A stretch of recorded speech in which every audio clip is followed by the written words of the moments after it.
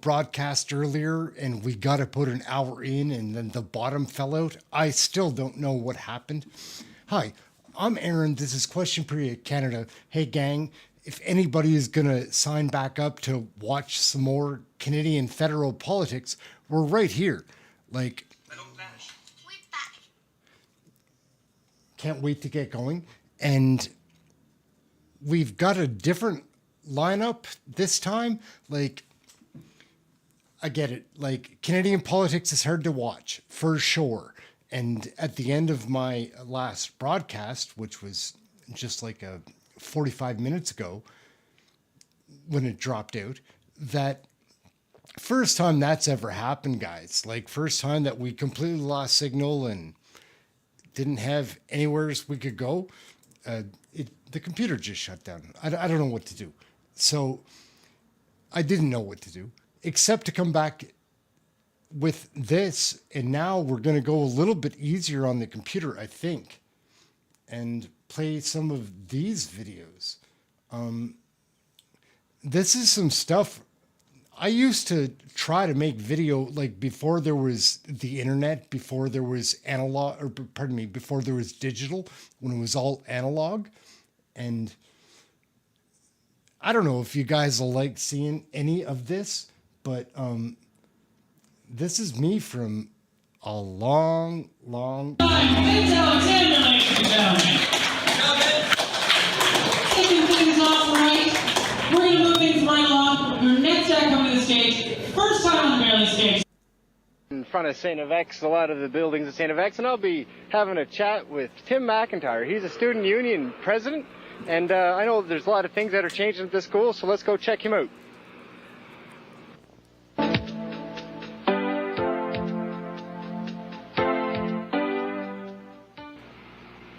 Welcome to the show, Tim. You're the president of the Students' Union, is that true? Yes, that's true, Aaron. And when did you come into power? Well, we officially took over the keys and got into the office May 1st of this year, and things have been flying ever since. What are some of the plans, some of your goals to bring the Student Union up? Well, basically, I'll just tell you what we've been up to this summer. We've brought computers up to 4th floor sub. Now people can, go to the sub, get a bite to eat, hang out with their friends down in the Mackay Lounge, and then head upstairs and get a little work done. We got efforts right now to get a drive-home program. We're looking at that. Now, it's going to take a lot, and a lot of money's involved, but we're going through the planning stages pretty nicely, and it's something that it's our mandate to bring into StFX. Out of my office specifically, in terms of provincial advocacy, you probably heard last year about the whole Sons deal. The entire organization crumbled. And so what I'm doing right now, in conjunction with all the rest of the university presidents around Nova Scotia, is we're meeting. We've had two series of meetings so far, and we're trying to get a provincial advocacy group up and running. So we're nearing the end of that, actually. It's looking pretty good. We're still in negotiation. I'm trying to figure out what's best for StFX in that agreement, and we'll get something done on that, guaranteed, before the end of the year. Everyone's really hopping on that. In terms of our activities office, Laird Wilton, our activities commissioner, is doing a great job of putting together some quality shows. It's a little early to comment on who exactly is going to be in, because that's just the nature of the industry. Right. But no, he's doing great. Becky Doyle, out of our treasurer's office, she's looking at really strengthening up, the security of the money. Students pay $123. They want to know where it's going. They want to make sure that everything is going to its proper allocations and things aren't just being handed out blindly. So she's developing a pretty strong policy manual for our financial statements and all that to get put together. And as well for the societies. She's looking at, strengthening the control of the money that comes out of society. October time, I just can't wait to watch those pumpkins roll across the lake. Never seen anything. It's October in the Annapolis Valley, and activities upon Lake Pisiquid in the town of Windsor have gathered quite a crowd. It's the 8th annual Pumpkin Regatta. Over 50 participants took part in the race across Lake Pisiquid in hollowed-out pumpkins. Regatta President Maureen Dill spoke about what it takes to organize such an event. And there could be people from the fire department, because they're always willing to help out. Friends, of course, you always grab those. And just anybody that calls and says, if there's anything I can do, let me know, I'll help. So it's really good. It's really good community that way. So there's a lot of good spirit. To make sure all the participants are safe during the harvest time race, the Hantsport and Windsor fire departments have joined forces. Captain Paul Maynard is with the Hantsport Fire Department. We very much enjoy it, and it's we'd rather be proactive and be in the water and than to be reactive and sort of sitting on shore type thing and have to execute a rescue when something happens. So we'd rather be proactive and work with the committee to get the job done. The RCMP is also involved in making the regatta a success. We're there for you if anyone has a problem, or if there's any problems down at the waterfront. We're visible, we're here, we're working with the community to make it a good pumpkin regatta. The 8th annual Pumpkin Regatta was a huge success for the small town of Windsor, Nova Scotia. Attendance was in the thousands. Thanks to the hard work and dedication of the many growers and volunteers, it was a great weekend for the entire family. For CCKC News and Sports, this has been Ehren McDonald, Windsor. All right, so like we're kind of clowning around here with what we're doing, but I've been trying to make videos for a long time, and until the last 6 months, I really haven't figured out how to do that. But now we're on to something else. We're doing Canadian federal politics, so let's take a look at some interesting Canadian politics that has been happening. Did you guys catch this one last week? This was Rachel Thomas. She was verbally assaulted. Like, it was brutal.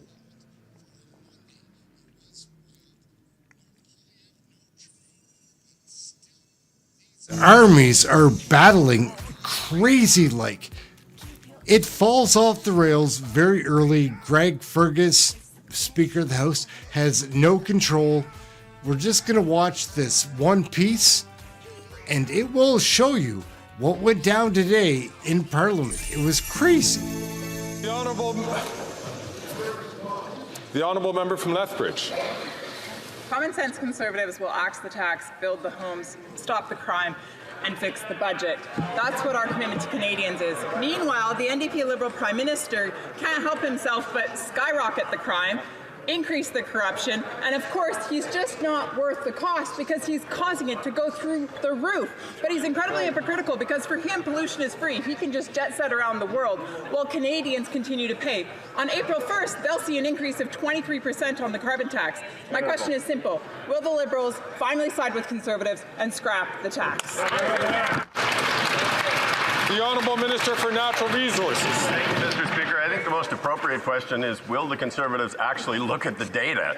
The data will tell you that 8 out of 10 Canadian families get more money back and that it is actually an affordability measure. If the Honourable Member would actually look at the research done by the University of Calgary, she would know that. But, Mr. Speaker, I think Canadians really need to understand that the Conservative approach to climate change is to let the planet burn. It is to leave an impoverished environment and an impoverished economy for the future of our children. Shame, shame, shame. The Honourable Member from Lethbridge. The contrast could not be more stark when it comes to the Liberals versus the Conservatives and their opposition to the Canadian people.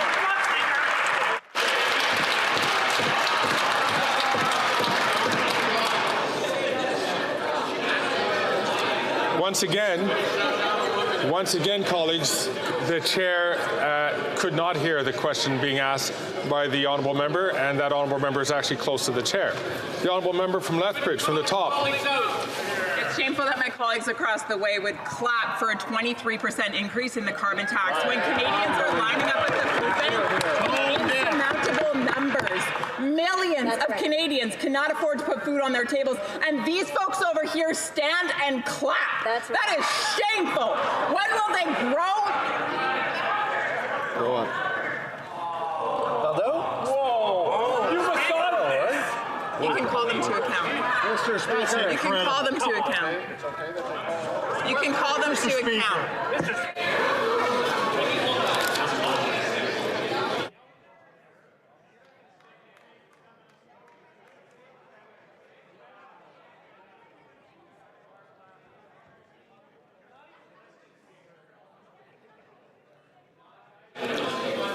So time has come awfully close to the end of the Honourable Member's question. I'd like to reassure the Honourable Member the chair nor the table had heard a comment that was unparliamentary. So this is why it is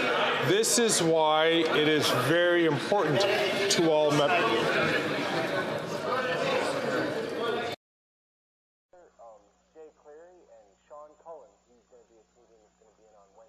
not actually coming out to the studio tonight.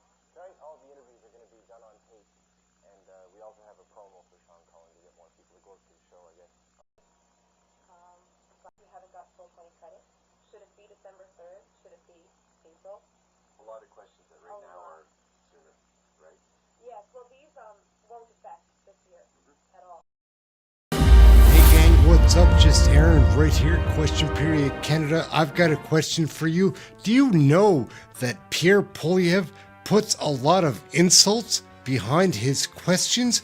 Let's examine that. Let's take a look at how he insults so many times, but only one question. So ashamed of his own economic update that he wants to avoid talking about it for the week that follows. We can understand why. Next year he wants to spend $53 billion on debt interest, a record-smashing amount that is higher than the amount we spend on healthcare. Works out to $3,000 for every Canadian family. Will he get a control of himself and control of his spending so Canadians can get control of their mortgage costs? Well, maybe he should just give the media even more money to cover the news how he'd like it, Mr. Speaker. Canadians overwhelmingly want him to axe the tax. That's why he panicked and flip-flopped to take the tax off for a short time, and only for those people who are in a region where he's plummeting in the polls and his caucus is revolting. He knows that Canadians know they can't afford the cost of food as he intends to continue raising taxes, and so instead he tries to distract with media buyouts and by censoring views with which he disagrees. We put a price on pollution, we're putting more money back in Canadians' pockets. Has completed exactly 0 homes 2 years after it was announced, and here's why. The other day he announced a bunch of money in Halifax, and where did the money go according to the city? To hire 29 new bureaucrats. Loves to blame others for the fact that he's doubled housing costs in 8 years. He's not worth the price of rent. Rental.ca in Canada says, and I quote, for the 6th month in a row, asking rents in Canada hit a new high. Why, after 8 years of this Prime Minister, is rent going down in the States and up in Canada? That have not been realized. For example, he promised in 2015, 8 years ago, that he would sell federal lands to build homes. Now, today, Radio Canada reports that it takes 23 years for the government to dispose of lands and turn it into new homes. In fact, one project won't be done until the year 2038. More housing. We are there to release federal lands for the construction of housing, but instead of doing what the Leader of the Opposition says and picking fights with the municipalities, we will work with them to ensure that they are building faster. That's what our Housing Accelerator is all about. So, for example, he's now given $15 billion to the renamed and recycled Construction Loan Program. This is a program that has built less than half of its targeted promises, and the new money that he says will build homes will arrive in 2025. The new homes in 2028. Has completed exactly 0 homes 2 years after it was announced. And here's why. The other day he announced a bunch of money in Halifax. And where did the money go, according to the city? To hire 29 new bureaucrats. I hate to break it to the Leader of the Opposition, but a TikTok video is not a plan. Watching too much far-right American TV. Will the Prime Minister become the 4 millionth Canadian to watch this documentary so he can see a common-sense plan to reverse the housing hell that he's caused?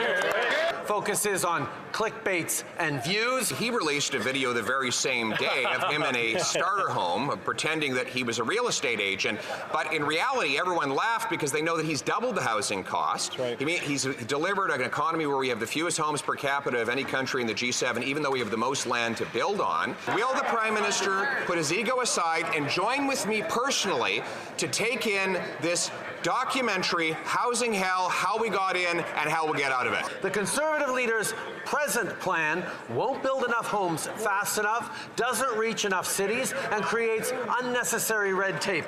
If he would just take 15 minutes away from his photo ops, he can watch my brilliant documentary on X or YouTube with a common sense plan to require cities permit 15% more homes. We recognize the challenges Canadians are facing. He likes to instrumentalize Canadians. He won't solve for them. He thinks that if he's expensive, he's excused for his failures. Mr. Speaker, failing is bad.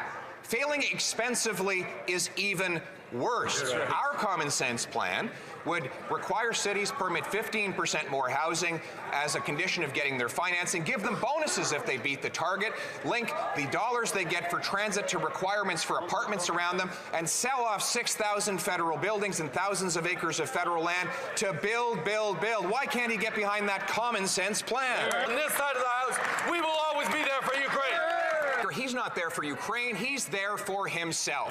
When he said no, and what he said yes to giving Putin an exported, big, powerful turbine to pump his gas and fill his war chest and export detonators used for Russian mines that blow up Ukrainians, Mr. Speaker. Delighted to find ourselves in an argument about which side of the House is more supportive of Ukraine, because one of the strengths that Canada has had on the world stage these past difficult 2 years is that we've said there is no debate around support in Ukraine in Canada like there is in other countries where MAGA-inspired far-right movements are undermining supports for Ukraine. The deal that Zelensky is asking for, will they vote in favor of Ukraine? Order. To support military aid to Ukraine, they voted against. When it came time to support Operation Unifier, they voted against. When it came to the Canada-Ukraine Free Trade Agreement, twice they voted against. While the It's just none of our business, the Ukraine. Like, sorry, that was my ramble before. He supports Ukraine. For why? $80,000 vacation, which he got for Did you free. hear He they're said, gonna like start most sending Canadians, soldiers friends there? welcomed him for that vacation. He World took War III, two, not don't one, do but it. two private jets paid for by the taxpayer, burning 100 tons Russians are of no greenhouse joke. gases into the atmosphere. He wants to tax the heat and the food of Canadians. Did he pay the full carbon tax on each of the 100 tons of emissions that he put into the atmosphere as part of his $80,000 vacation? The Conservative leader has simply no plan to address climate change in this country. Greenhouse gas emissions are driving up grocery prices. He put 100 tons of those emissions in the atmosphere for his personal vacation. Given that he gives himself a free vacation at other people's expense, will he at least allow Canadians to heat their homes without his tax? While the Conservative leader is muzzling his own caucus and putting himself first, we'll keep putting Canadians. Along comes ArriveCan, a $54 million app we didn't need, didn't work, and could have been done for $200,000 or $300,000. Now we learn, based on the Ombudsman's audit, that 76% of the contractors did absolutely no work for the money they received. Mr. Speaker. We're going to axe the tax, build the homes, fix the budget, and stop the crime. The Conservative leader just chooses to whip out his empty slogans and continue to blame everyone while we're getting to work. Crime is way up. Violent crime is up 40% under this Prime Minister. And today he had his ministers hold a big press conference as their solution. And in it, they put out a press release that said, and I quote, "In 2022, approximately 9,600 vehicles were stolen in the Toronto area alone, representing a 300% increase since 2015. Let's get this straight. It's a company with 4 employees, headquartered in the basement of a tiny cottage. They got IT contracts even though they admit they do no IT work. $250 million. WTF. I'm going to ask. It's Friday. Greg Fergus is such a dork. We are dangerously close to crossing the line in terms of what is considered parliamentary language. I'm going to ask the honourable he's such a moron. opposition leader, please to withdraw that comment. It, but he didn't. He took the bait. Makes a big deal out of this. Where's the funds? and safe and keep Because them if we didn't make a protected. big But of deal, course, it even wouldn't in have the been a big most deal. trying times, perhaps especially in the most trying times, some very concerning questions that need to be answered, and that's why we're expecting and supporting all relevant authorities to follow up on these irregular contracting and this perhaps breaking of the rules. A company that had never before received contracts from the federal government started getting an avalanche of contracts just 3 weeks after this Prime Minister took office. Fully investigating exactly what went on here. So like and subscribe. That's a really good time with Pierre Poilievre. He's such a beast at insulting politicians with his questions. It's an interesting phenomenon. How long can that last? Who knows? I'm Ehren. This is Question Period Canada. Thank you for watching. Remember to have something help. So, next video. I think it's going to be just another dorky video of me from back when I was younger, like 20, almost 30 years ago. I tried making videos, but then something bad happened and it got in the way. But I still want to make videos.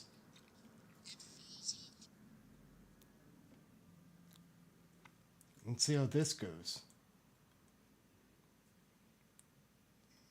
Let's see how this goes.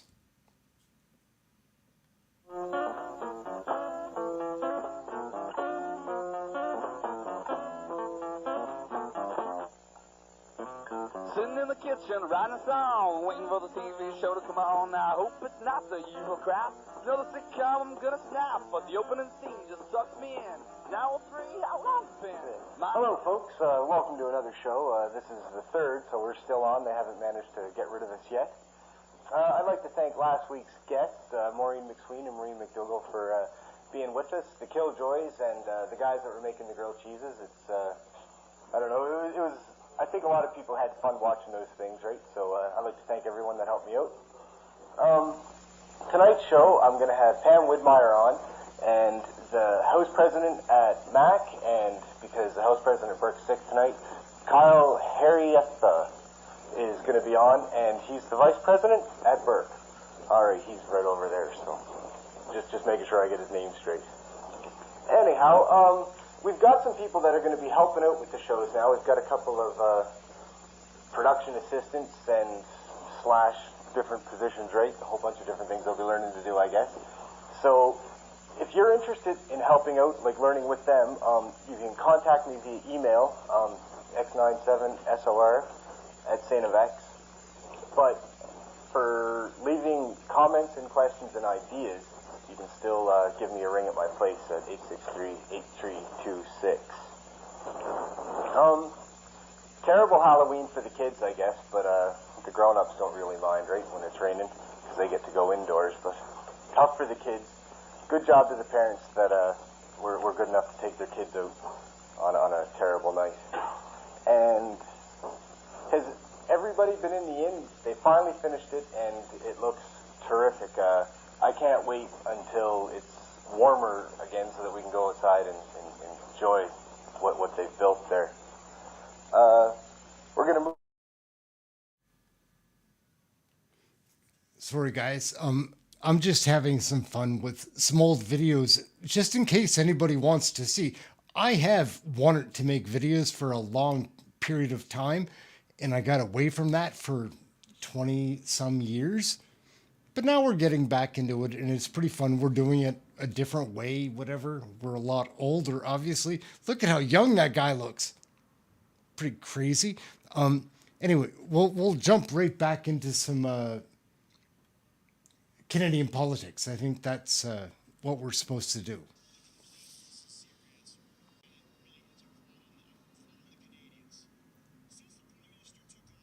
$250 million have been given to GC Strategies, two guys working in their basement. $20 million alone for the Arrive scam. Criminality is rampant, with Evidence Committee has recently heard.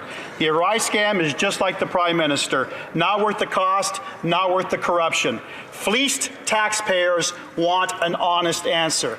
Will the Prime Minister finally call on the RCMP to expand the investigation? Yes or no? Hey gang, what's up? Just Ehren right here, Question Period Canada.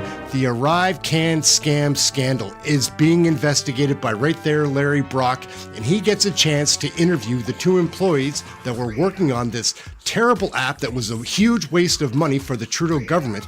These guys are answering the questions, and they come off as pretty sincere. They come off as honest, I think. Let's check it out. We have so much footage. It's super interesting. Let's get right into it. Some of these are not easy to answer quickly, sir. We're not questioning the AG's findings. We're questioning the inputs. If the AG wasn't given the proper inputs, then she wouldn't be able to have the proper outputs. And I think everybody understands that. But we're not questioning her or her office at all. And I want to be very clear about that. If the RCMP has something to investigate, both Mr. Utano and I feel they should be free to conduct their investigation. What we feel very strongly about is that the CBSA is trying to cover something up. They've doubled down, and they've created this false preliminary statement of falsehood just to basically destroy our credibility. They shared it with our employers when it clearly wasn't ready. There's clearly facts within it that are just so false and incorrect. It's unbelievable, and that's what we have a problem with. That's why we went to the courts, Mr. Bachrach. Just to be clear, we're not asking for the investigation to go away. We're asking for an independent investigation because we don't believe the CBSA is capable of doing one. Thank you. As outlined by the Auditor General, the pandemic urgency can never justify corruption and oversight failures outlined in this report. The awarding of contractors favor GC Strategies, securing almost $20 million without competition. The CBSA's disregard for basic management practices compromised accountability, competition, and value for money.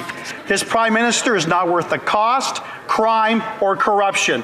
Will fleeced Canadian taxpayers get their money back? I want to take my opening round with both of you to put a fine point on this issue. This discussion has to end, and it needs to end today as to who's responsible for the selection of GC Strategies. Canadians want to know. Canadians are rightfully angry that this two-person firm working out of their basement doing no IT work have collected almost $20 million in taxpayer funds. So I can understand why the government wants to shield themselves, the Justin Trudeau government wants to shield themselves from any responsibility. So I know the Auditor General was unable to precisely identify which individual. She made a suggestion, Mr. Utano, that perhaps you should accept responsibility for it. Her words were that you signed the requisition on behalf of the agency, which amounts to an exercise of delegated authority and carries with it responsibility and accountability. But prior to that particular statement, did you not meet with the Auditor General's team? We met with the Auditor General for approximately 30 minutes. Once I'm told, the report was already drafted. Essentially, I believe we were just a ticky box. Okay. Mr. McDonald, you met with the AG team? I met with the AG team the same day as Mr. Utano. And did the issue as to who chose GC Strategies come up? Yes, that was one of the first questions that came up. And you provided documentation to support your theory as to who chose GC Strategies? Yes, I did. And who was that person again? It was Mindone and the president. Thanks, Robert. Did you supply any information by way of an ATIP to the AG? Yes, I supplied the same information that I put forward to OGO to show the three components of all of the selections of GC Strategies. And within that ATIP, there was a briefing preparatory package which contained an item that I brought to the attention of departmental officials. Whose decision was it to contract GC? I'm going to read this out and I want an explanation. Hello, My office made the decision to pursue the contract with GC Strategies. The two proposals for the work were presented to the CIO and President, and the decision was made to proceed with GC Strategies as their proposal and approach aligned with what the CBSA was looking for, particularly rapid staff augmentation. The Deloitte proposal was a managed service using their cloud instance. This would have involved additional risk and did not align with our direction to build cloud mob competencies within the agency. Who are they referring to? They're referring to Mindone and John Izowski. And the reason why it was written like that was because Mindone had a fake heart attack and Kelly Belanger took over for him. A what? So the notes A were fake heart updated attack? so that Kelly Belanger could attend Let's get OGO into with that. Erin O'Gorman, Let's as get she into the did. fake The heart record will reflect it. And that's why it was written there. But the question you have to ask yourself is, who was the CIO and who was the president when the decision was made? Who was the CIO at that time? Mindone. Mindone. And the president? John Izowski. Osowski. Now, you've identified individuals who have misled the committee. I'm not going to use the word who misled. I want to know who lied to committee, who lied to parliamentarians, who lied to Canadians. Identify those players, please. Well, frankly, if you look at that package that I provided to the OAG, there are three components. The first one shows clearly that Mindone and John Izowski were the ones that selected. The second... Mindone lie to Canadians. Mindone has completely lied to Canadians. Did John Osowski lie to Canadians when he appeared at committee? I can only assume that that's what he did, because this is what Erin O'Gorman's own documentation preparing for OGO says. And even Erin O'Gorman pretended that she didn't know who selected GC Strategies, yet she was briefed on it. Right. Specifically, the third component says, please send this and the national security exemption request from Jonathan Moore that Mindone was copied on to Erin O'Gorman's own office. Like, it just doesn't make any sense that when nobody Erin would know. O'Gorman appeared at committee last week, she was shocked that we were focusing so much attention on her. Did she lie to committee? Did she lie to Canadians that she had no responsibility or no knowledge as to who chose GC Strategies? Yes or no, sir? Yes. Thank you. Speaker, last night in shameful display, the NDP Liberal Coalition tried to shut down the committee studying the ArriveCan scam. This $54 million egregious abuse of taxpayers must be fully studied. Canadians deserve no less. More and more details are being revealed, and the corruption within the CBSA and this government is astonishing. The walls are caving in, the rot is being exposed. What is the coalition so desperate to hide? So despite the unsuccessful efforts of my Liberal colleagues today and actually throughout this week to try to spin the narrative that Canadians received really good value for the $60 million wasted on this Arrive scam, we often hear that it saved lives, and there's really no empirical evidence to suggest that one life was actually saved, yet the Liberals continue with this narrative. And I think Canadians would actually prefer the independent voice of the Auditor General on the issue of value and not biased Liberal members. So I'm going to put that phrase to you in her report.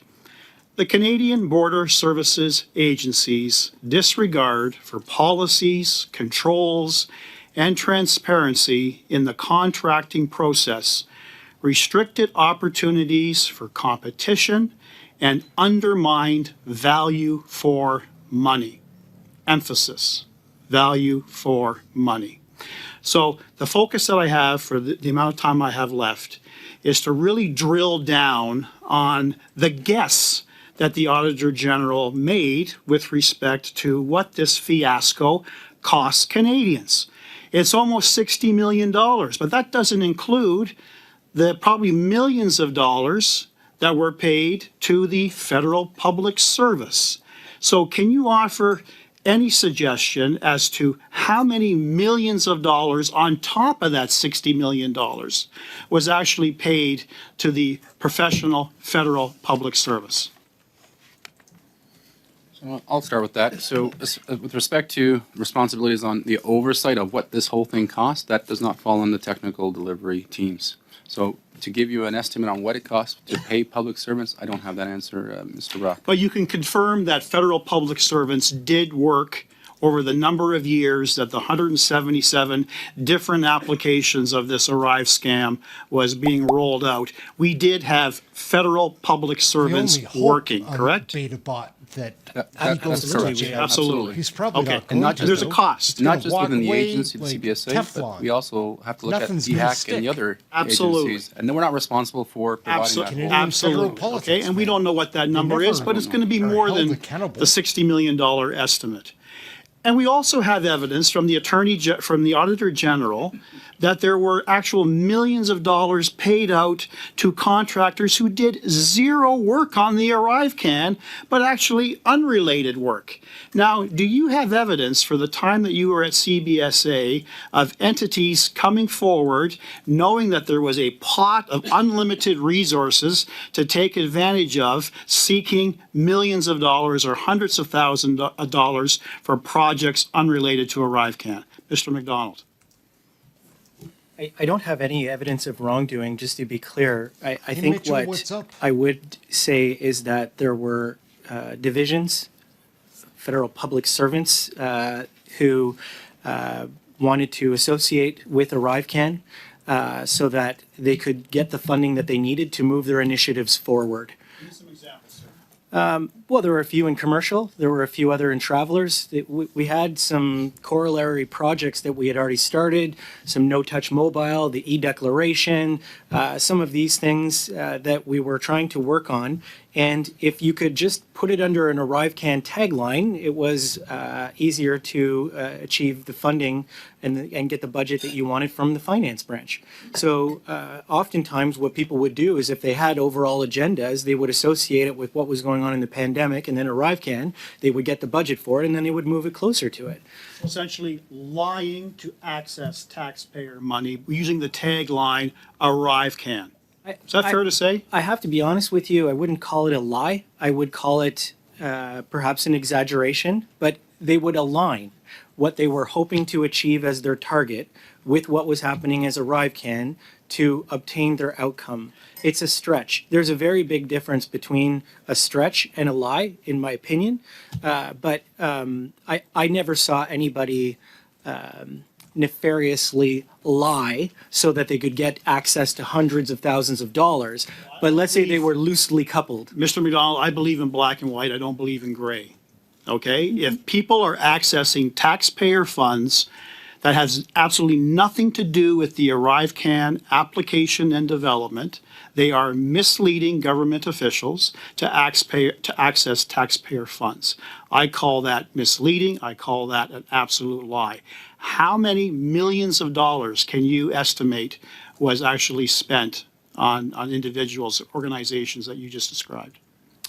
I left after the first year. I wouldn't even be able to hazard a guess, but I would say the number would be higher than $1 million if you totaled it from my vantage point.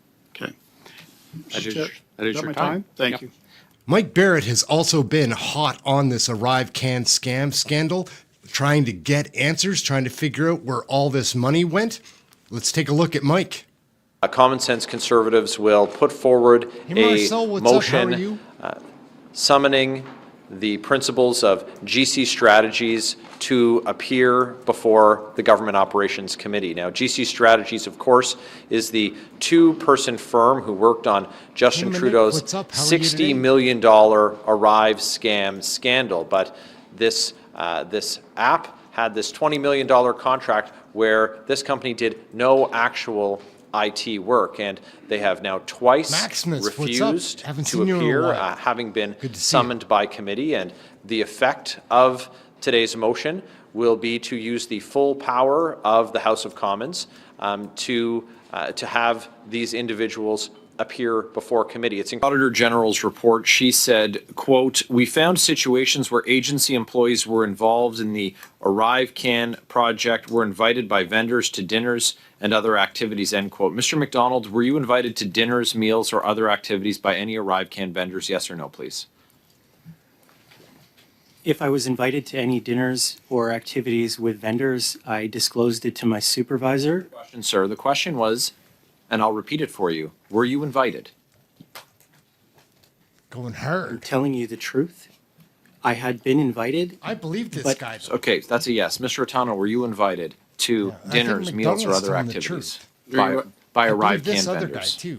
At the time during ArriveCan? I think they're no. sincere witnesses. And if any, were you at any time, hard to tell, but before or after the ArriveCan project, at Michelle, an event, meal, or activity with any of the vendors who were contracted by the Government of Canada to work on the ArriveCan project? So, Mr. Chair, thanks for the question. The short answer is I was at one dinner, and that was disclosed to my boss, and which at Mindone at the time. In fact, my boss was present. So any activities or suggestions of gifts or hospitalities were openly and transparently disclosed. You waved a bag around when you were making your opening statement. Did you bring bottles for any whiskey tastings that you were a part of? There are no bottles of whiskey tasting. Did you participate in any whiskey tastings that were sponsored or paid for by vendors who were paid by the Government of Canada for the ArriveCan scandal? Mr. Chair, this is a perfect example where things are taken out of context. And if I could, I'd like to address the minister. A series of questions. If you can answer the questions, I'm sure you'll have a time to get to those particular details. Did you accept free alcohol from vendors who worked on ArriveCan? Yes or no? In the plural, no. There was one Zoom call event. Thank you. Mr. McDonald, same question. I had a package arrive at my house. What was in the package? There were little vials of whiskey. Vials of whiskey? Yes. Okay. These were after contracts were in place. These would be the size that you'd get at a hotel or on an airplane? Smaller. Okay. And how many bottles? 4 or 5. Like the bag. These were disclosed. What was the name of the professional standards office that you referenced, Mr. Utano? Go, Mike. That was the Values and Ethics Office. Did you disclose to the Values and Ethics Office your participation in and consumption of these products that were provided to you by a vendor who had been paid $20 million for work on this project? So the disclosure happened to our VP on multiple occasions, as per policy. So why did the bag get disclosed, but not the free drinks? The bags were asked in advance, and we were asked if it was acceptable, and we took the steps and procedures ahead of time because we were aware of it ahead of time. The allegations and the development of this report insinuates that we didn't follow procedures. Did you eat meals, snacks, or consume beverages at any time that were paid for by these vendors? And if so, which vendors? Are you asking me? Yeah. So we did consume a shared platter. I had a few nachos and a couple of chicken wings and half a beer. You know the date? I don't have the date exactly in my mind. Can you undertake to provide the date to the committee? It was it would have been after we were allowed to. Sir, I'll let you check your records and nail that down. Provide it to the committee along with the names of anyone else who was in attendance. Mr. McDonald, same question to you, please. I think I had 3 zucchini sticks. Same and event? half of a beer. Same event. Only time that you shared a meal that was paid for by these vendors? That was paid for by vendors. I just want to make sure the committee is aware, number one, in the preliminary statement of falsehoods, there are allegations that there were dinners. Those dinners were not necessarily vendor-oriented dinners or paid for by the dinners. And so that's why I'm answering the question. Honestly, I paid for my own meals. Yeah, I haven't asked a question about that, but you did attend dinners with them, is what you're saying. I have attended dinners with different vendors over the last 3 years that were disclosed per the policy to my supervisor. Okay. It's interesting to me that the bag was disclosed to a professional standards office, but the free drinks and food were not.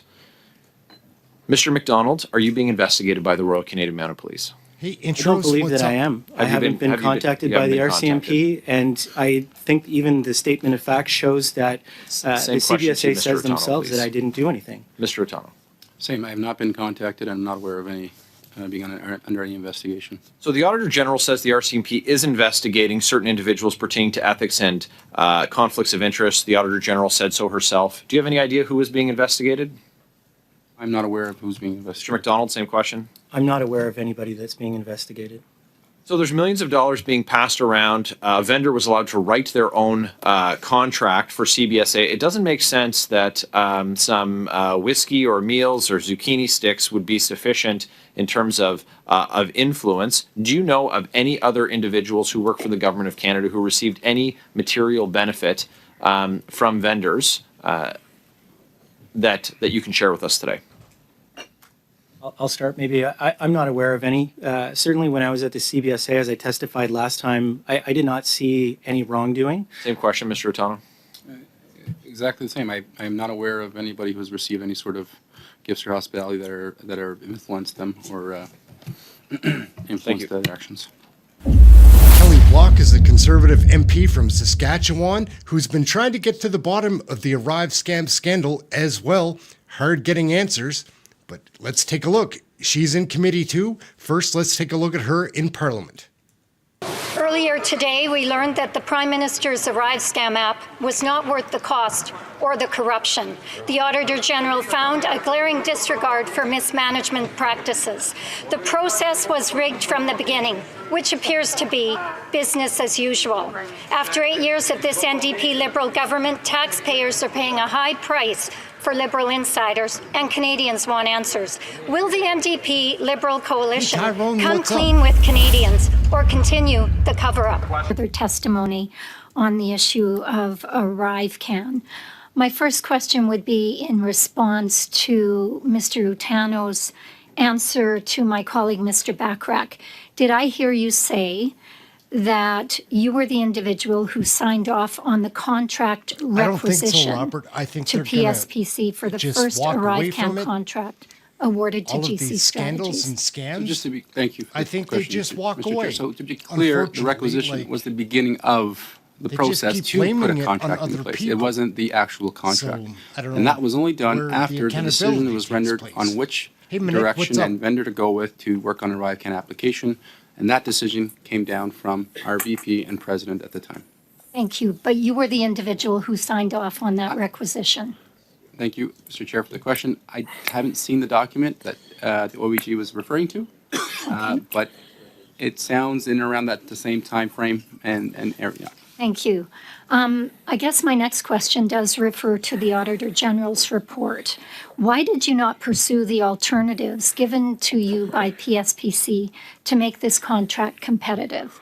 In other words, the Auditor General mentioned a suggestion which would have allowed a shorter bidding period of just 10 days, which would have worked with necessary timelines. Why did you not pursue that? I'll start off if you want to jump in after, but so a couple things, just to put some more context to it. 10 days is the actual timeline that would be put on the street, if you will, for vendors to participate. However, leading up to that, there's the development time to create a proposal, and that takes weeks, if not months, to do. Second, when we worked with PSPC, we worked in conjunction with them as well as our internal controllership with a targeted goal to move forward with an RFP as quickly as possible. The third thing is we were given direction from our superiors that we will not be able to stop. We didn't have the luxury of pausing during the pandemic, and so we followed that direction, and we were working with the experts in procurement and contracting, and we did the best we could with the tools that we had. But we've never had the authorities to just make unilateral contracting decisions. I just want to reiterate that. Thank you. If I could just add a couple of things. The first contract that happened with GC Strategies was, I believe, for about $1.4 million. We were told at the time it was exceptional circumstances. The borders had closed. We had no idea where ArriveCan was going. We had no idea what it would turn into. And we were told, go get this done. We need to get something out there. So I have to admit, like, the CBSA, and I say it as an agency, not Mr. Utano or not myself, Right. but we did push back at PSPC. Oftentimes people say something can take 10 days, but it can also take 10 weeks. Sure. So Thank you for that. I appreciate that explanation. Mr. Otano, you just said something that has piqued my interest when you talk about curating a proposal. Who is responsible to curate a proposal? So as far as roles and responsibilities, I can tell you that as the acting DG or DG, we don't have that. We don't have the responsibility to write. We don't write RFPs. We don't do evaluations of submissions, and we don't select. Who does? Well, it's done in collaboration with the team. So there'd be Okay. there'd be technical authorities and others involved in that. So can you tell me who was responsible for signing off on the second contract awarded to GC Strategies for ArriveCan? yeah, maybe I'll start with that. So GC Strategies had met with the commercial branch and travelers branch. I wasn't part of it, and they call it a technical bake-off, but there were two companies that were showcasing their technology. I believe it was commercial branch chose the GC Strategies and wrote a justification for national security exemption. That justification went to the CFO, Jonathan Moore, who then wrote a letter to PSPC seeking approval for the national security exemption. I provided this evidence to all committee members. In that letter, it actually states that they had a preferred vendor who had done work with Transport Canada, hence the commercial ties. So we took that on because we were the IT team. But the genesis of the second contract was additional scope to tie into ArriveCan that came from the business line. Thank you. And I guess my next question was, who was responsible for signing off on the third contract awarded to GC Strategies? And a follow-up would be, who would be responsible for documenting all of these contracts? The third contract, just to try and answer your question as quickly as possible, the third contract was for accessibility. I believe it was also done under the National Security Exemption banner, which provided PSPC and CBSA with availability to do a sole source. The reason that GC Strategies was chosen for the third contract was kind of like if you were adding scope to kitchen renovation.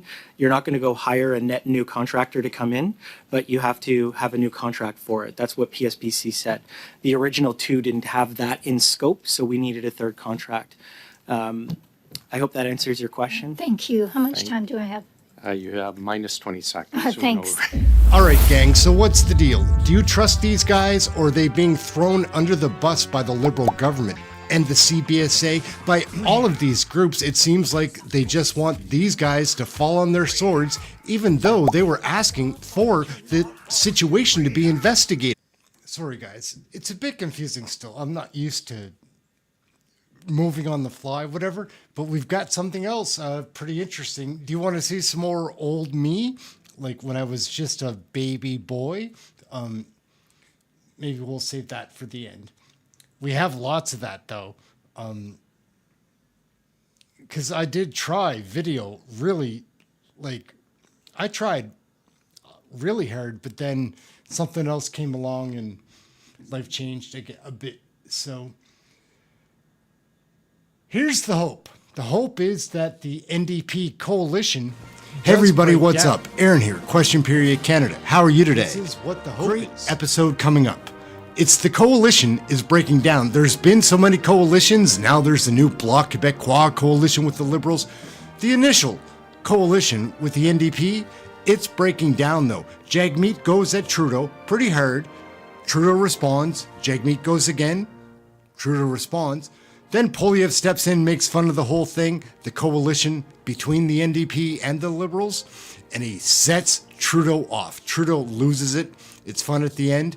Let's take a peek at how JAGMEET goes at Trudeau first. Let's take a look. South. The Liberal and Conservative corporate coalition may strike again today.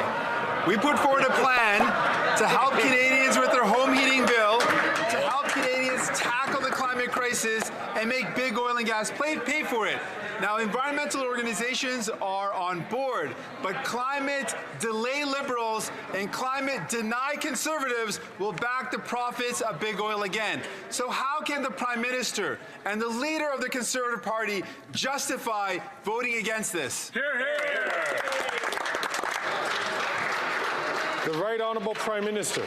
Mr. Speaker, it was with confusion and consternation that I noted the way the NDP voted with the Conservatives against one of the most successful measures Canada has ever seen in the fight against climate change.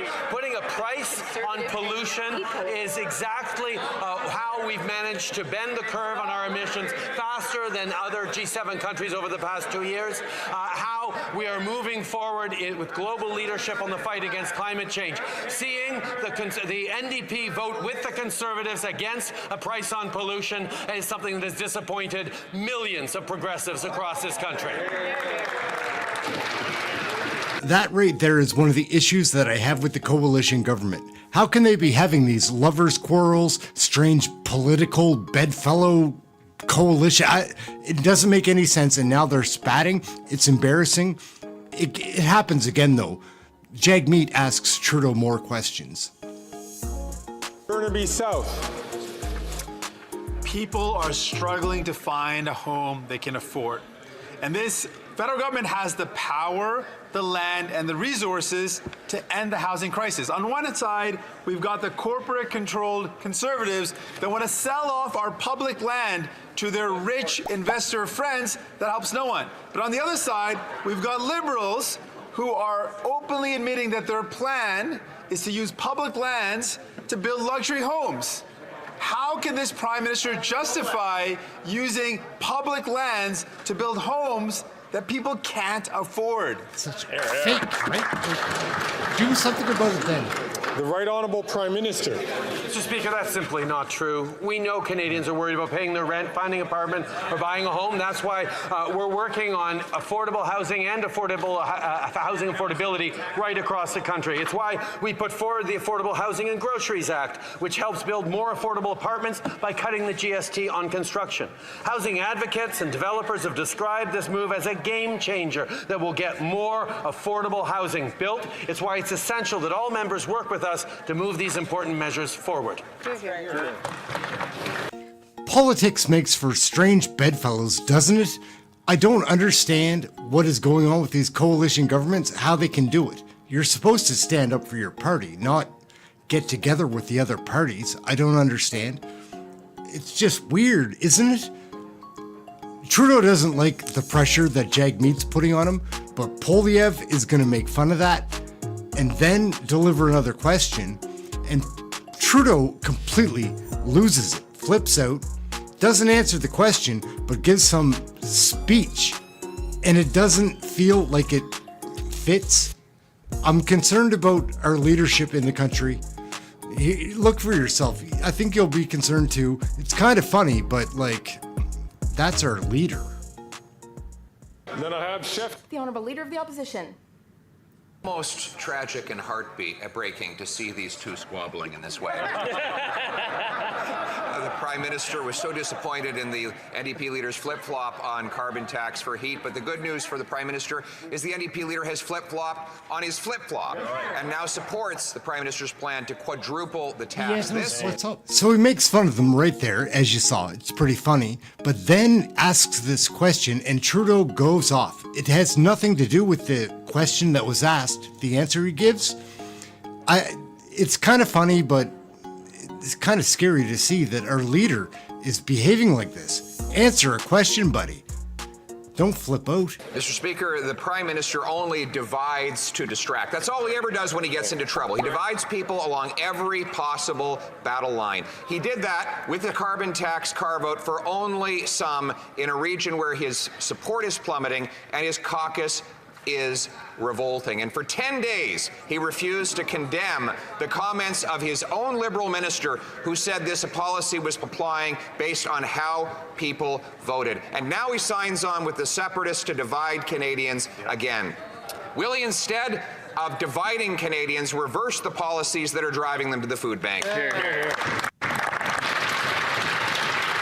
So I will admit that I wouldn't like being asked a question with that many insults in it, because Poilievre layers on the insults. Yes. But this answer that Trudeau gives right now, it makes no sense. He's talking about the transgender community and women's rights over their bodies. He was asking a question about food banks. Watch. The Right Honourable Prime Minister.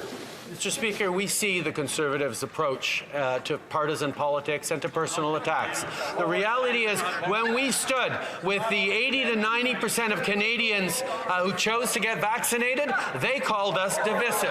When we chose to stand with women across this country who want to control their own bodies, they called us divisive. When we stand with the 2 LGBTQI+ kids who are being discriminated against in schools across this country, they call us divisive, Mr. Speaker. I ask Canadians, who are dividing Canadians more than Conservatives with their attacks, with their choices, with their politics?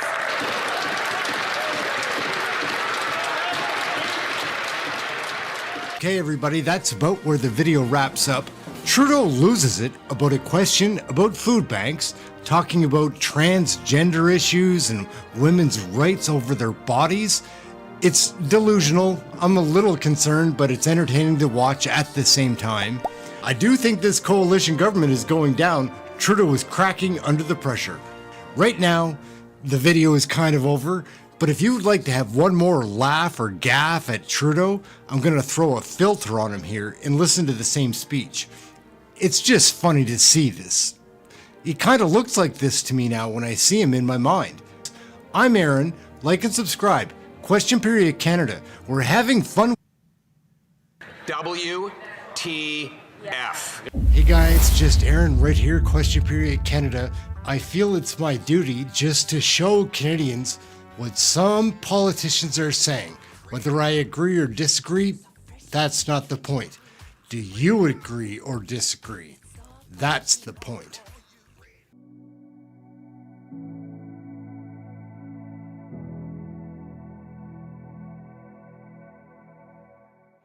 I'm here today representing the NDP caucus and expressing our concern about the dangerous and harmful remarks of the Conservative leader with regard to medical treatment for trans kids.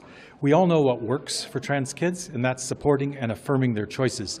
And the use of puberty blockers is a proven medical treatment which allows them time to accommodate who they are becoming, to consult with their families, to consult with their friends. By denying puberty blockers to trans kids, we put them at risk, higher risk of suicide, higher risk of self-harm, and long-term mental health problems for transgender people. Do you view this as a parental rights issue at all? Well, I'd like to say, first of all, there's no such thing as parental rights in Canada. There are parental responsibilities. And in Canadian family law, the primary responsibility of parents is to support and affirm their kids.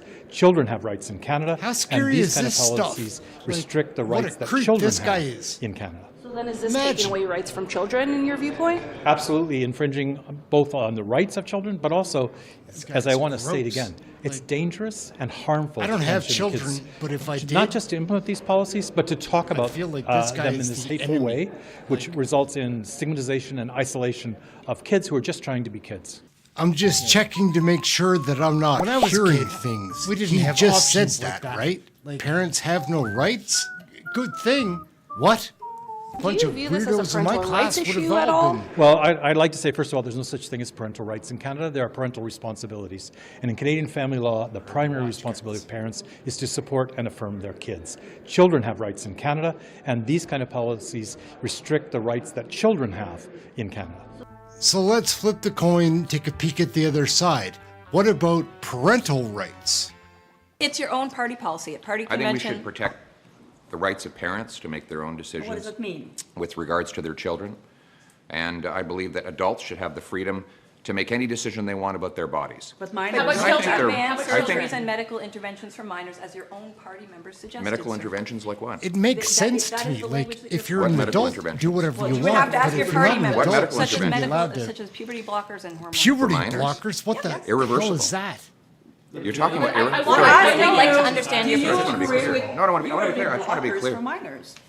Puberty blockers for minors? Do you agree with that? Do you agree with that? I think that we should protect children What and their does that ability mean? to make adult decisions Effing when they're crazy adults. guys. Like, So And you that would think affect- only I adults? think- Only You're supposed adults to go should through take? puberty of You said some yes. sort. Just to be clear, you I'm said sure. yes. Only adults should Sure. take puberty blockers. I think we should protect children, let them make adult decisions when they become adults. So that So means you you, support age so that means restrictions? you are against puberty blockers for kids under the age of 18. Is that Yes. unclear? Okay. What about? Can I ask you about in Alberta? By the way, I just want to make another comment on this. Justin Trudeau is again puffing out his chest, trying to divide Canadians and attack parents who are trying to protect their kids. He will, in the end, back down on this, just like he had to back down on his firearms policy, just like he had to back down on bringing in medical assistance in dying for people suffering from mental illness. Just like he's backing down again and again and again, he will back down on this because he is not interested in protecting kids.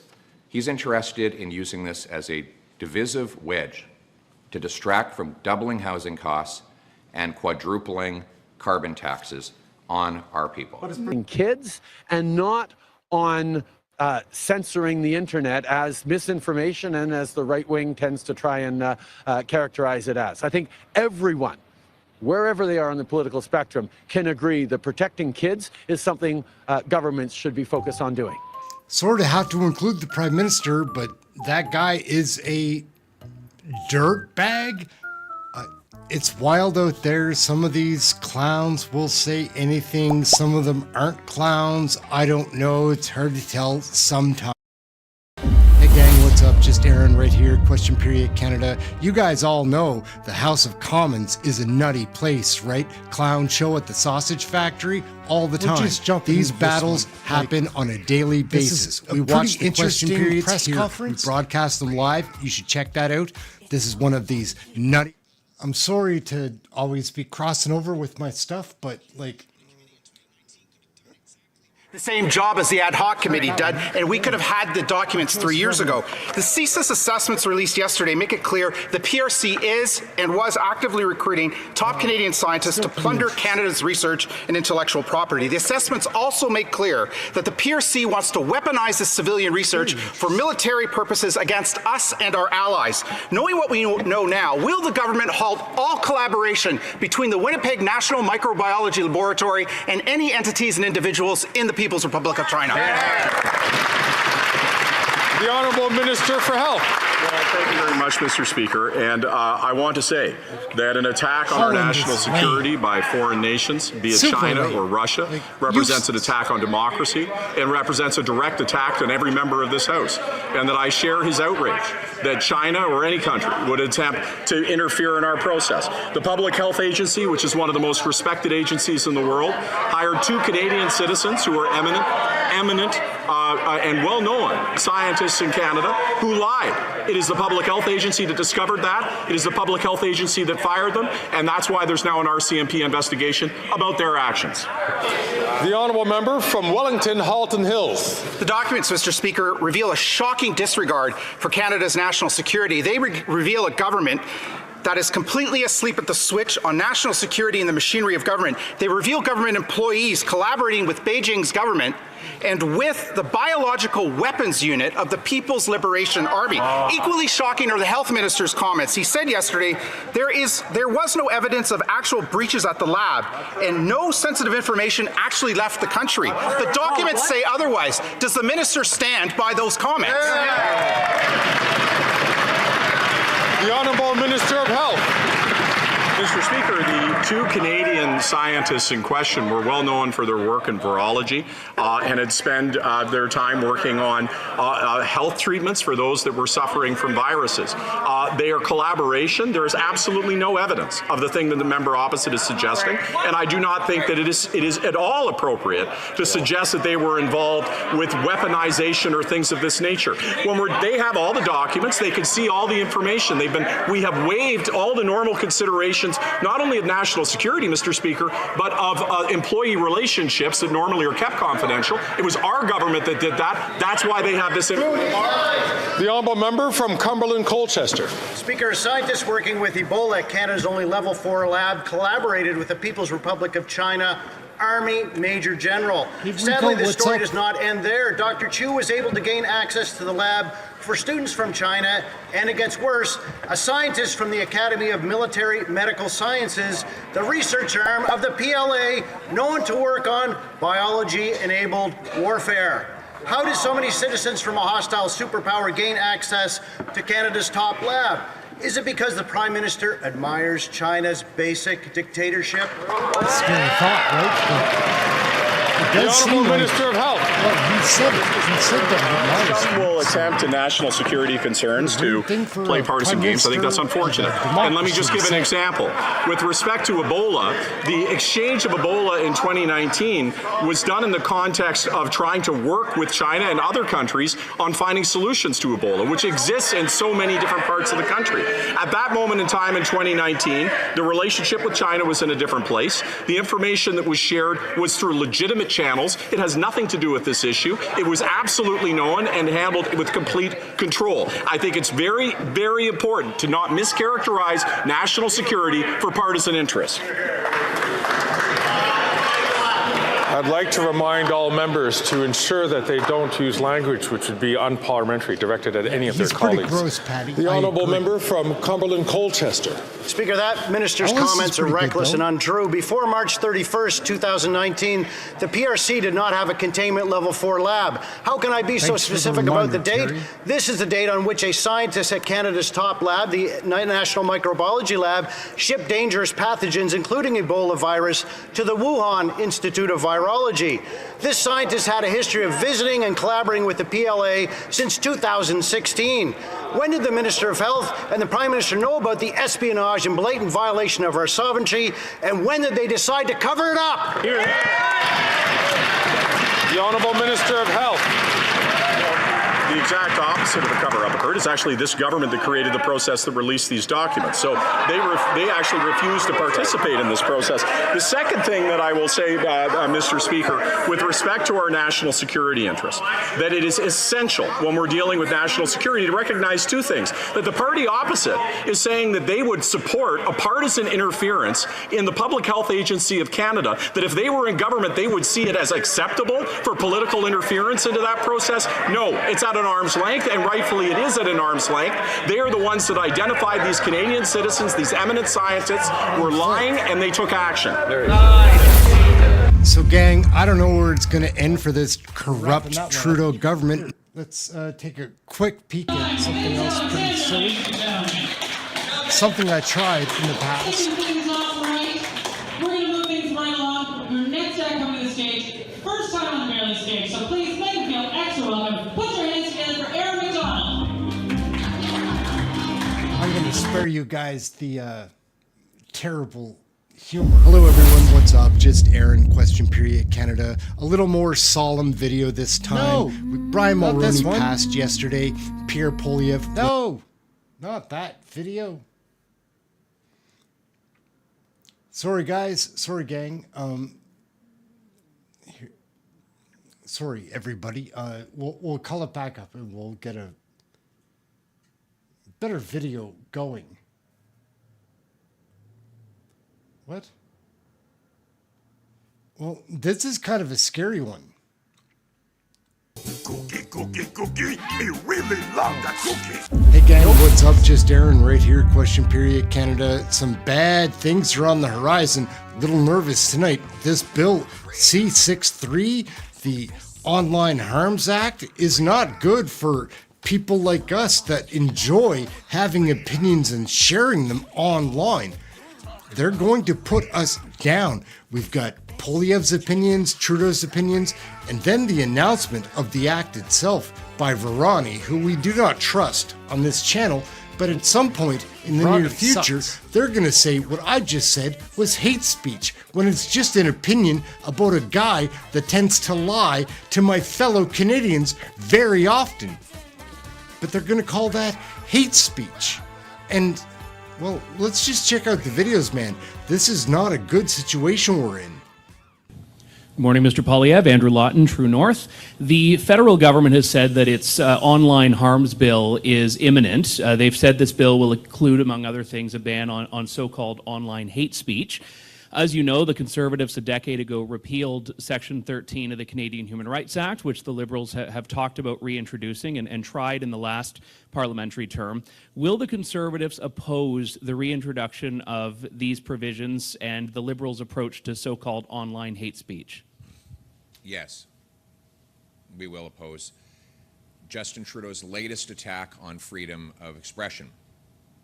And I want to ask, what does Justin Trudeau mean when he says the word hate speech? He means speech he hates.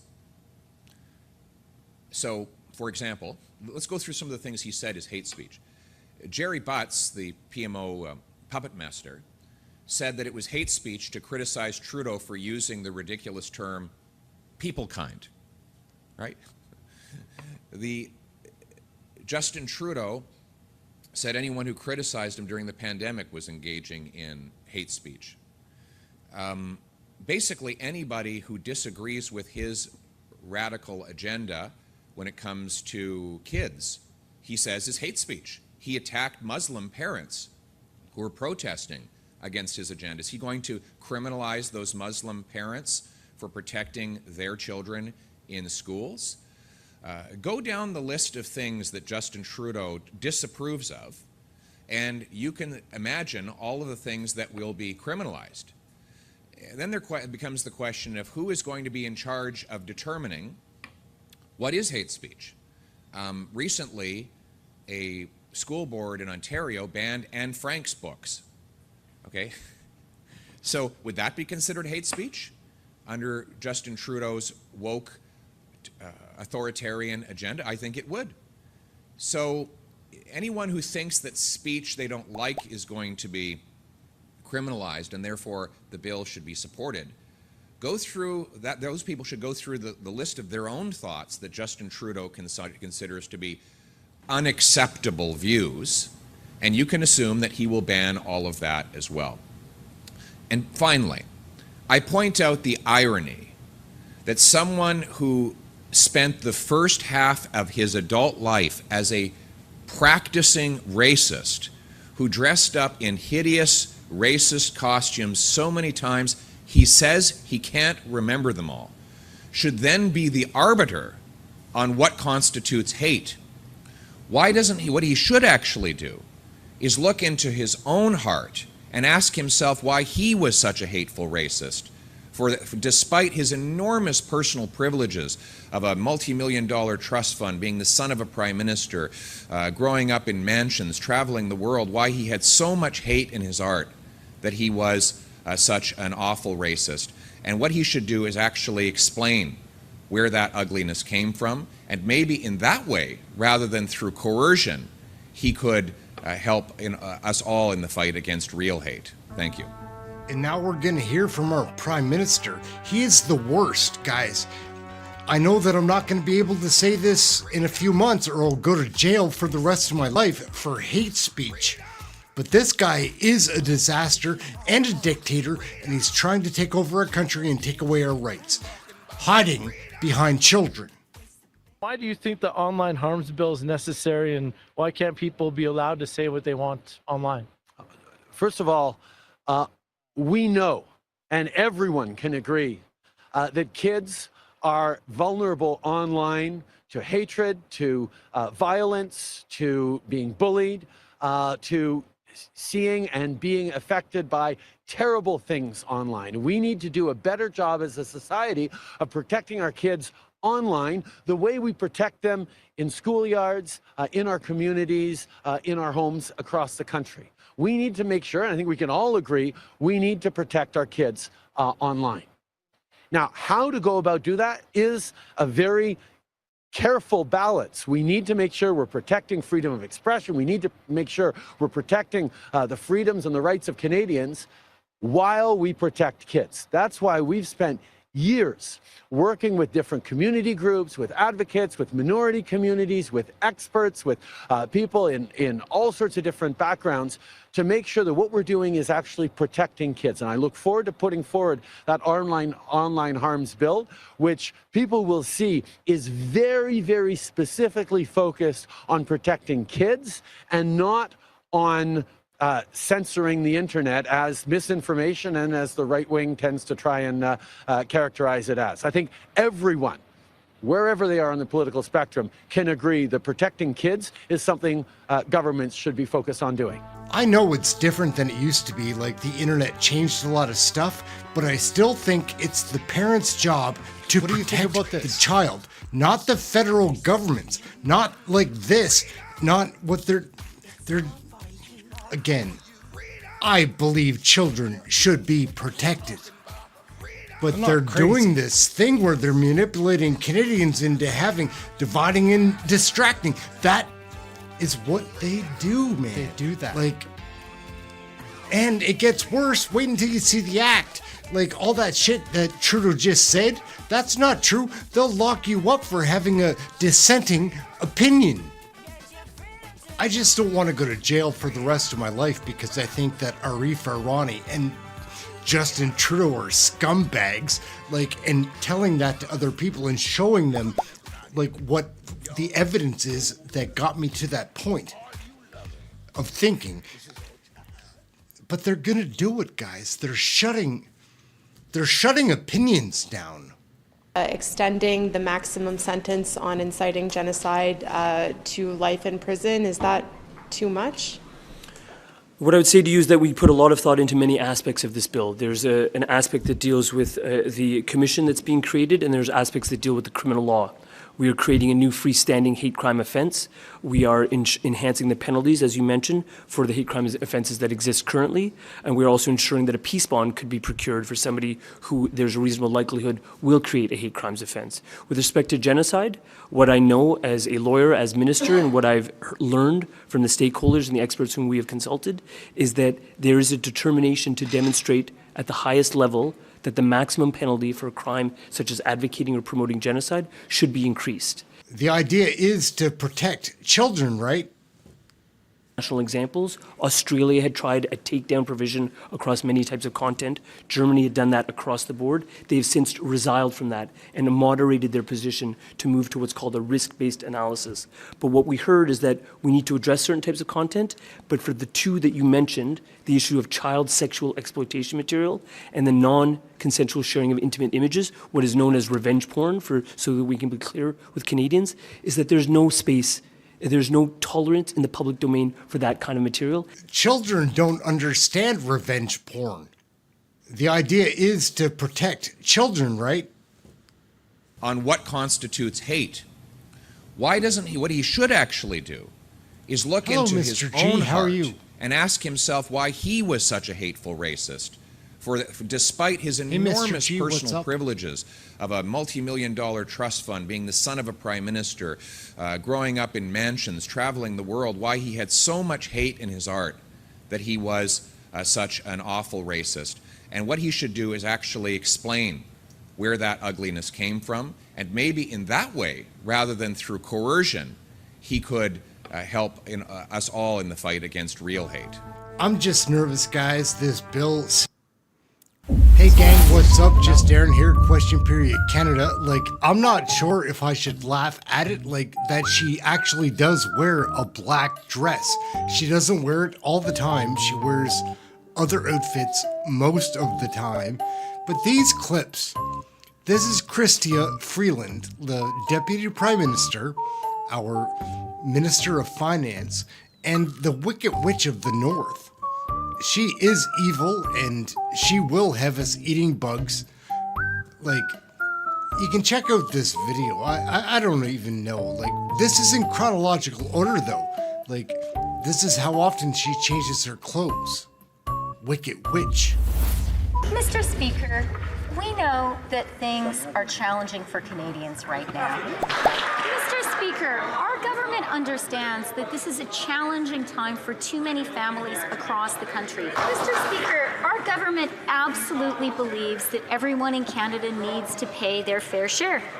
Mr. Speaker, I am glad that the member opposite has asked a question about mortgage renewals because it gives me an opportunity to be sure that all Canadians know about the Canadian Mortgage Charter. Mr. Speaker, as I think everyone in this House knows, Canada has a AAA rating and the lowest debt and deficit in the G7. Mr. Speaker, let's talk about some facts and reality.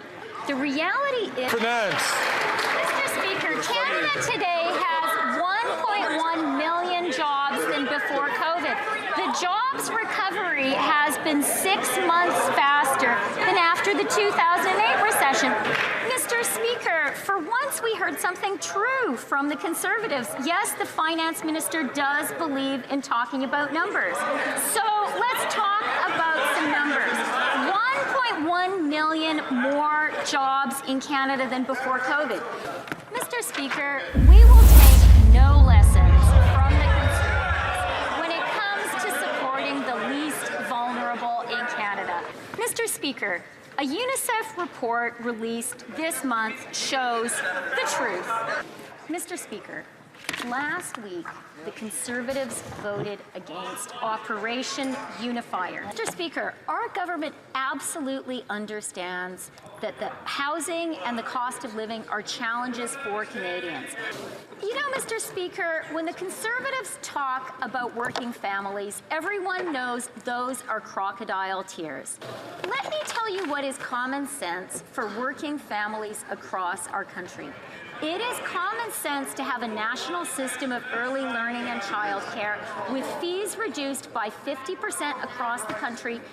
You know, Mr. Speaker, earlier today the Conservatives were talking about hypocrisy. Mr. Speaker, Canadians have learned through bitter experience that when Conservatives talk about the public finances, what they're really talking about is cutting the government support Canadians depend on. Mr. Speaker, since we're asking questions of MPs, Mr. Speaker, people who live in glass houses really should not throw stones. Mr. Speaker, I'd like to thank the member opposite for the very important question. Mr. Speaker, let me tell you what is really out of touch. You know, Mr. Speaker, when it comes to being out of touch with regular Canadians, let me tell you what was out of touch. Mr. Speaker, bitter experience has taught Canadians that whenever Conservatives talk about public finances, well, Mr. Speaker, we've learned just now about one specific thing Canadians will cut. I'm an MP for Ontario, the member opposite is too. They're going to cut the nearly $1,000 that an average family of four in Ontario is getting. Mr. Speaker, this fall we put forward a comprehensive economic plan that included generational changes to Canada's competition law that will bring down grocery prices. Mr. Speaker, it's pretty hard to take these Conservatives seriously. That right there might be the hardest video that I've ever made. Sitting with CHYSTIA Freeland for that long just makes my skin crawl. I don't know what to tell Canadians about anything really other than pay attention. We've got an election. It's looming. There's one coming. It's got to happen by October of 2025. But maybe something will happen in the meantime. Until then, we've got Freeland and Trudeau and this hope with Poilievre that maybe he's going to change things when he gets into power. Because the direction that we're heading right now, it's not good. Like and subscribe. This is Canadian Politics. I hope you have had something healthy to eat and are able to stay warm tonight. I'm Ehren. This is Question Period Canada. That's it. We'll catch you next video.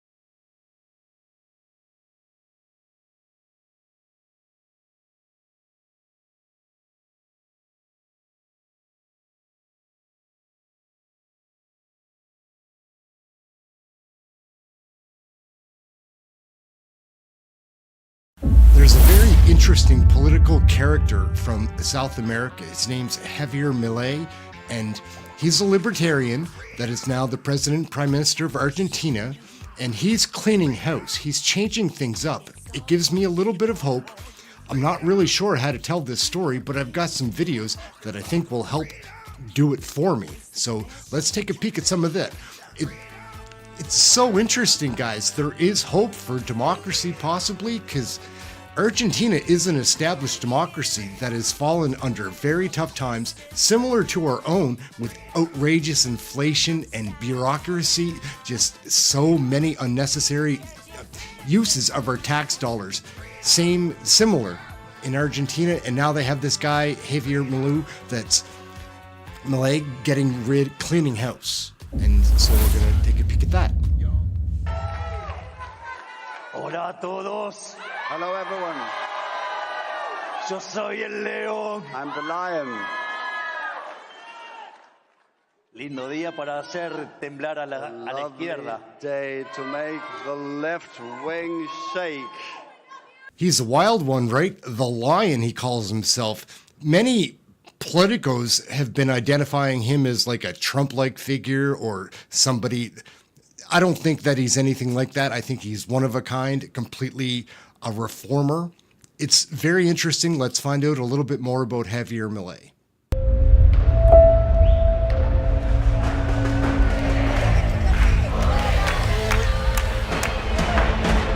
Why did thousands of Argentines go out in the streets to protest their new president? When Javier Milei became the first self-described libertarian head of state in history, he explained that to avert economic disaster in a country facing huge deficits and a 160% inflation rate, things would likely get worse before it could get better. Así como la caída del muro de Berlín marcó el final de una época trágica para el mundo, estas elecciones han marcado el punto de quiebre de nuestra historia. Ningún gobierno ha recibido una herencia peor que la que estamos recibiendo nosotros. No buscamos ni deseamos las duras decisiones que habrá que tomar en las próximas semanas, pero lamentablemente no nos han dejado opción. 10 days into his term, Milei issued a mega decree of more than 300 executive measures. He abolished national rent control, which had caused a 75% drop in available apartments in Buenos Aires between 2022 and 2023. He repealed price controls, slashed subsidies, and fired more than 5,000 government employees. He allowed direct competition with Argentina's government-owned airline, which he plans to privatize. And he defied the country's powerful labor unions. Milei es casi un dictador que impone su ley como él quiere y... Milei debería estar haciendo lo que no está haciendo. En cada trabajador un enemigo y se olvida que la clase trabajadora es la que justamente lo votó en pos de una esperanza. The strike was organized by the General Confederation of Labor, Argentina's largest labor union, which represents 1 out of every 5 Argentine workers. Milei issued an order ending the automatic withholding of union dues, leaving workers free to opt out, and he banned government workers in sectors like health and education from striking. A court ruling temporarily suspended these measures, but in the meantime, unions are making a show of force so that Milei's agenda doesn't make it through Congress. No le tiembla el pulso a la hora de tener que ajustarle a los jubilados, a la hora de tener que ajustar en la salud, a la hora de tener que ajustar en la educación. La verdad que me parece que es otro gobierno más liberal que tuvo la Argentina y que bueno, que estamos acá para derrotarlo, obviamente. Javier Milei has a seemingly impossible job, but he also has a clear vision for a freer, less regulated, and less debt-ridden Argentina, and he's exceptionally skilled at communicating that vision. El capitalismo de libre empresa no solo es un sistema posible para terminar con la pobreza del mundo, sino que es el único sistema moralmente deseable para lograrlo. Si se adoptan medidas que entorpecen el libre funcionamiento de los mercados, el único destino posible es la pobreza. But there are powerful political interests determined to stop him. Milei's main political adversaries aren't Argentina's workers. In fact, the self-described anarcho-capitalist is actually pushing to increase welfare in the short term to ease the pain for the working class during this transition to a new economic model. As Argentine political economist Marcos Falcone told Reason, his adversaries are actually wealthy Argentines who've benefited from government largesse. Milei is going against current capitalism because he is basically trying to tell the businessmen that have lived off of government support, you are done. This is over. We need to move forward, and the people need to be able to profit, not just companies because of regulations and privileges.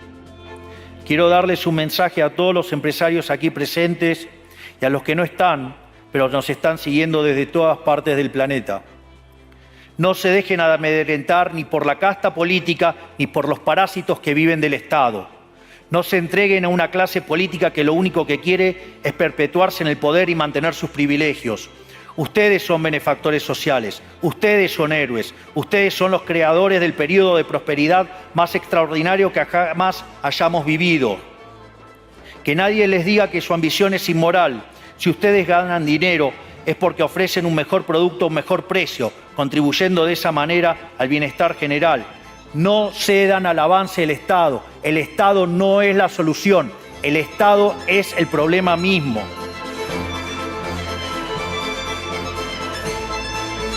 Milei faces a thicket of regulations and political resistance. It will not be easy.